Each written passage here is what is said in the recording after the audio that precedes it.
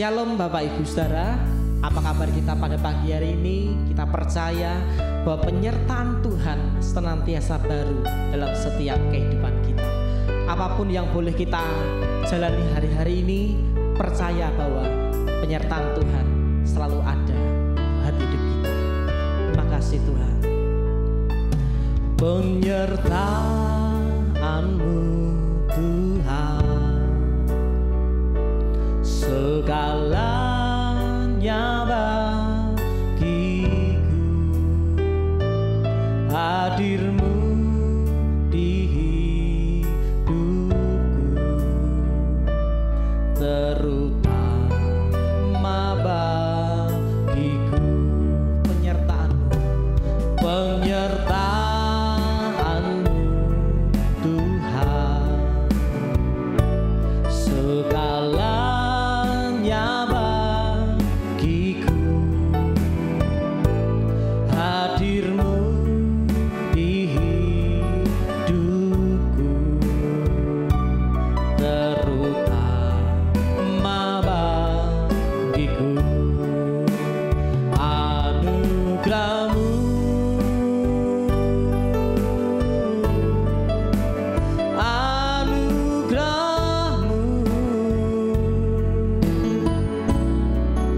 semua karena anugerah-Mu,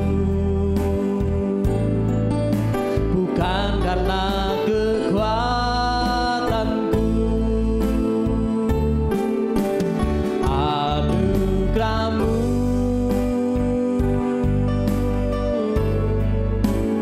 anugerah-Mu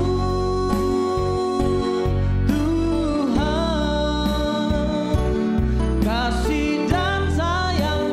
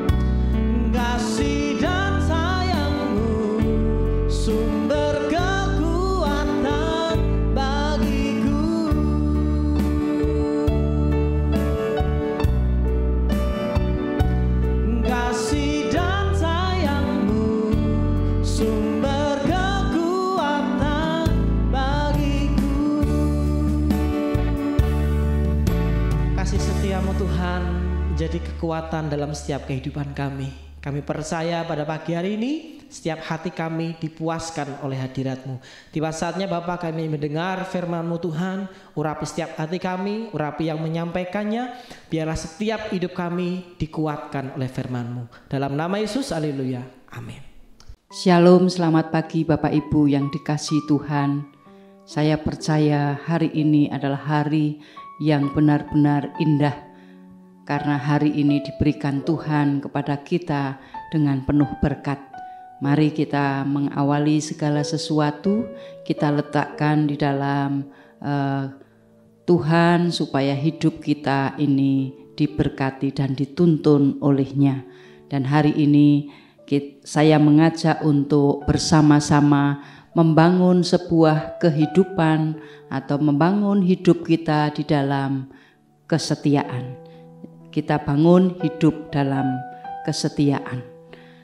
Hari ini kita akan belajar bagaimana menata hidup kita ketika kita mengikut atau mengiring Tuhan Yesus dengan kesetiaan. Kesetiaan itu merupakan sikap mental positif yang harus ada di dalam kehidupan kita orang-orang percaya. Karena kesetiaan itu akan membawa dampak di dalam sebuah realita kehidupan yang akan kita jalani. Oleh karena itu kita akan belajar dari Lukas 9 ayat 57 sampai dengan 62, di mana judul perikop itu tentang hal mengikut Yesus. Kita akan bagi menjadi 3 bagian untuk pembelajaran hari ini, membawa hidup kita dalam kesetiaan. Untuk yang pertama dari Lukas 9 ayat 57. Ketika Yesus dan murid-muridnya melanjutkan perjalanan mereka, berkatalah seorang di tengah-tengah jalan kepada Yesus, "Aku akan mengikut engkau kemana saja engkau pergi." Kalau kita mendengar, membaca pernyataan yang disampaikan oleh salah seorang yang berada di tengah-tengah kerumunan yang mengikut Yesus itu, apakah dengan kata "aku akan mengikut engkau kemanapun saja engkau pergi", apakah kita bisa melihat bahwa orang ini benar-benar setia? Kemudian kita bisa membaca ayat yang berikutnya dari Lukas 9 ayat yang ke-58. Yesus berkata kepadanya, "Serigala mempunyai liang dan burung mempunyai sarang, tetapi anak manusia tidak mempunyai tempat untuk meletakkan kepalanya." Bapak Ibu yang dikasihi Tuhan, bagaimana kita membangun hidup dalam kesetiaan? Dari 2 ayat ini kita bisa belajar bahwa kesetiaan itu harus diwujudkan dengan satu sikap yang namanya komitmen.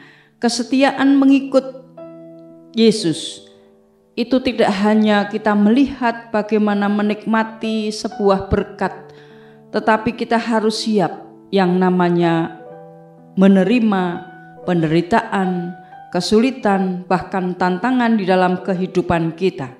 Karena kesetiaan mengikut Tuhan Yesus tidak cukup dilihat melalui sebuah pelayanan, tetapi menuntut sebuah komitmen untuk tetap setia. Kalau di situ dikatakan, "Aku akan mengikut engkau kemanapun saja engkau pergi", kelihatannya dengan kata ini orang itu benar-benar setia. Tetapi ketika mendapatkan sebuah pernyataan dari Tuhan Yesus, serigala mempunyai liang, burung mempunyai sarang, tetapi anak manusia tidak mempunyai tempat untuk meletakkan kepalanya. Ada sebuah tantangan di dalam kehidupan bahwa ketika kita mengikut Tuhan Yesus, tidak hanya hal enak saja yang kita bayangkan, tetapi ada sebuah risiko yang harus kita hadapi. Maka komitmen itu dibutuhkan, di mana komitmen itu merupakan sebuah perjanjian atau kesetiaan seseorang untuk melakukan perintah dari Tuhan di dalam kehidupannya, dan komitmen ini merupakan dasar untuk hubungan kita dengan Allah, dan perjanjian ini merupakan keterikatan untuk melakukan segala sesuatu yang sudah kita terima dan di dalam Tuhan Yesus. Komitmen untuk setia itu tetap mengikuti apapun yang terjadi, karena itu merupakan tekadnya, dan komitmen kepada Tuhan diwujudkan untuk mengasihi di dalam Tuhan dengan segala keberadaannya, mempercayakan seluruh hidupnya di dalam Tuhan, mengandalkan anugerah-Nya, dan bahkan kita harus hidup berintegritas dengan iman, menjadi bagian dari keluarga Allah. Nah, oleh karena itu kita orang-orang yang setia. Kalau kita mau disebut dengan setia, maka kita harus memiliki sebuah komitmen. Bahkan disitulah tantangan yang harus kita lihat. Komitmen itu adalah sebuah perjanjian keterikatan, bagaimana kita melakukan apa yang diperintahkan Tuhan. Itulah tantangan sebuah hidup dalam kebenaran. Yang pertama, kita harus memiliki sebuah komitmen untuk tetap hidup setia. Hal yang kedua, kita baca dari Lukas 9 ayat 59 dan 60. Lalu ia berkata kepada yang lain, "Ikutlah aku." Dalam hal ini adalah Tuhan Yesus yang mengatakan, "Ikutlah aku." Tetapi orang itu berkata, "Izinkanlah aku pergi dahulu menguburkan Bapakku." Tetapi Yesus berkata kepadanya, "Biarlah orang mati menguburkan orang mati, tetapi engkau pergilah dan beritakan kerajaan Allah di mana-mana." Bapak, Ibu, dan saudara-saudara yang dikasihi Tuhan, kalau kita membaca dua ayat ini, bahwa kesetiaan itu menghendaki sebuah totalitas. Totalitas itu adalah 100%, yang namanya kita dituntut untuk 100% bagaimana memiliki sebuah pilihan yang harus diambil. Karena kesetiaan itu tidak tergantung sebuah keadaan atau situasi, tetapi itu adalah sebuah pilihan bagaimana kita memilih untuk mengambil sebuah keputusan, dan keputusan ini akan membawa dampak di dalam hari-hari yang akan kita lalui atau di masa-masa yang akan datang.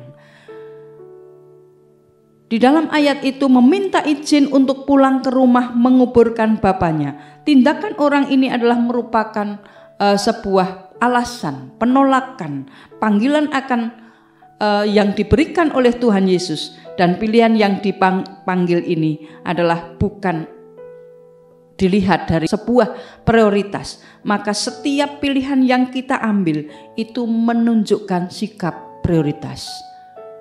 Bapak Ibu yang dikasihi Tuhan, ada sebuah contoh bagaimana totalitas mengikut Tuhan Yesus. Hal ini dialami oleh 4 orang murid Tuhan Yesus, yaitu kalau kita membaca di dalam perjanjian baru, di dalam kitab Injil, yaitu Simon, Yakobus, Yohanes, dan Andreas. Begitu mereka bertemu dengan Tuhan Yesus dan diundang untuk mengikutnya, apa tanggapan mereka? Mereka tidak ada lagi tawar-menawar. Mereka langsung bergegas dan meninggalkan perahu serta jaringnya, bahkan meninggalkan orang tuanya, karena mereka mau mengikut Tuhan Yesus. Ini adalah suatu contoh yang namanya totalitas. Apakah yang mereka dapatkan? Secara materi, mereka tidak mendapatkan apapun, dan justru mereka kehilangan kesempatan untuk mendapatkan hal-hal yang terkait dengan materi. Tetapi mereka mendapatkan perasaan yang namanya bahagia, damai sejahtera. Berarti dapat disimpulkan bahwa totalitas untuk mengikut Tuhan ada hubungannya dengan kebahagiaan, ada hubungannya dengan damai sejahtera yang tidak bisa dinilai dengan materi. Tentu pertanyaan selanjutnya, apakah hal ini ada di dalam hidup kita. Dan kalau kita melihat dari contoh dari murid Tuhan Yesus ini, dari 4 orang ini, Simon, Yakobus, Yohanes, dan Andreas, apa yang menjadikan mereka itu bisa berbuat atau bisa mengambil satu sikap untuk totalitas mengikut Tuhan. Yang menjadikan mereka adalah, hal yang pertama adalah mereka tidak ragu untuk mengikut Tuhan. Ketika totalitas itu ada, sedikit pun keraguan itu tidak ada.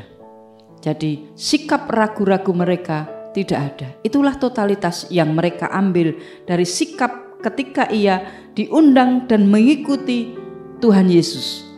Ketika dia tidak pernah ragu untuk mengikuti Tuhan, sikap yang ada di dalam hidupnya adalah yakin dan percaya.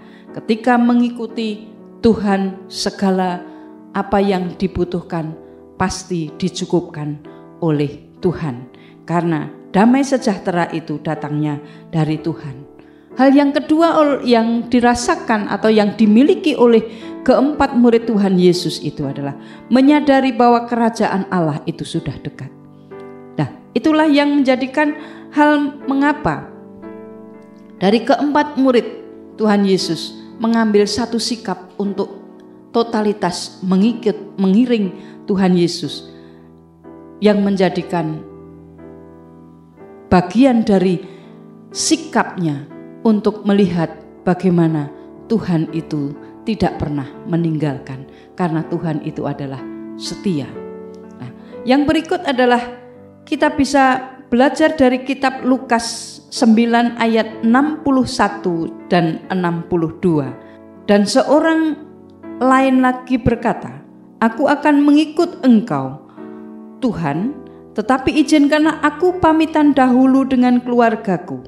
Kemudian ayat yang ke-62, tetapi Yesus berkata, "Setiap orang yang siap untuk membaca tetapi menoleh ke belakang tidak layak untuk kerajaan Allah." Hal yang ketiga, bahwa ketika kita mengambil satu sikap untuk mengikut Tuhan Yesus, kesetiaan itu adalah bayar harga. Maka ketika dipanggil Yesus untuk mengikutinya, orang ini menjawab bahwa ia akan berpamitan dulu dengan keluarganya.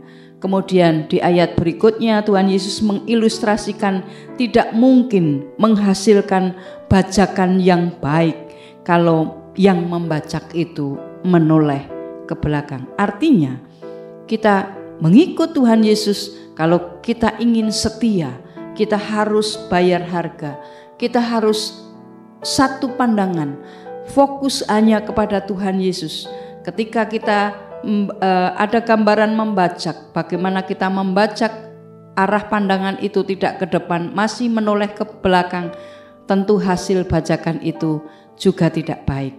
Nah, Bapak, Ibu, dan saudara-saudara yang dikasihi Tuhan, ketika kita mengikuti Tuhan Yesus, bukan hanya upah surga yang akan kita nikmati, tetapi berkat-berkat Tuhan itu lebih dari itu. Maka kita harus yang namanya bayar harga. Mari kita mengikut Tuhan Yesus dengan hidup dalam kesetiaan, supaya bagaimana kita membangun kesetiaan itu ada di dalam kehidupan kita. Kalau kita mau hidup di dalam kesetiaan Tuhan, Tuhan sudah setia di dalam kehidupan kita. Hal yang harus kita ingat, mari kita bangun komitmen diri kita di dalam hidup kita hari lepas hari. Dan komitmen itu harus kita miliki ketika kita dekat dengan Tuhan. Kecuali komitmen itu, mari kita mengiring dengan kesetiaan itu, kita ambil satu sikap, kita totalitas. Totalitas artinya 100% untuk mempercayakan kehidupan kita di dalam Tuhan. Dan kita tidak bisa untuk melihat atau menyimpang ke kanan dan ke kiri, supaya kita bisa fokus dan tentu menuntut bahwa apa yang kita lakukan di dalam hidup kita adalah bayar harga. Bayar harga ini adalah mengendaki bahwa kita harus menghilangkan segala egois kita, segala kesombongan kita, itu kita letakkan di bawah kaki Tuhan. ketika 3 hal itulah yang bisa kita bawa di dalam hidup kesetiaan kita mengiring Tuhan.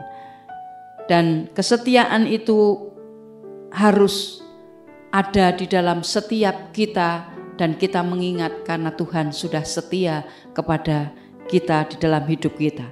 Dalam Markus 8 ayat yang ke-34, setiap orang yang mau mengikut aku, ia harus menyangkal dirinya, memikul salibnya, dan mengikut aku. Kita harus siap untuk yang namanya menyangkal diri dan memikul salib. Ketika kita bisa menyangkal diri dan memikul salib, kita diperkenankan untuk mengikut Tuhan, hidup dalam kesetiaan.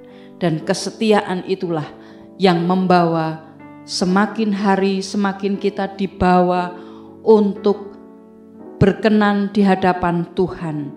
Dan di dalam hal hidup adalah kita tidak boleh yang namanya memfokuskan diri bagaimana kita mendapatkan sebuah berkat, karena berkat itu sudah disediakan oleh Tuhan.